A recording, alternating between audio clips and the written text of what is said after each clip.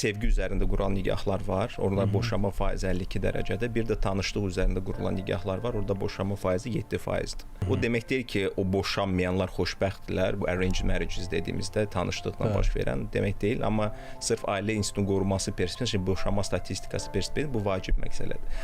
Və burada öyrənəcəyimiz düşünürəm çox vacib bir şey var. Mən hər yerdə deyirəm ki, müasir əvvəlki nigahlar dediyimiz kimi plazıdır, bir-birinə dəstəkdir və ailələr iqtisadi maraqlar üzərində daha çox qurulurdu, nəinki sevgi üzərində.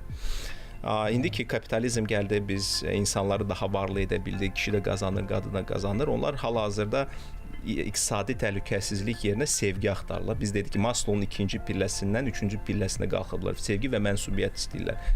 Sevgi isə münasibət üçün çox yaxşıdır, ailə üçün saxlamaq üçün yetərli deyil. Çünki alkoholikə vurula bilər qadın.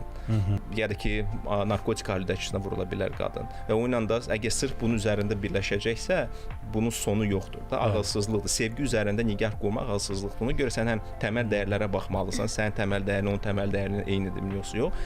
Üçüncü və ən vaciblərdən biri, mən 3 pillə deyirəm də, sevgi, təməl dəyərlər, bir də həyat tərzi.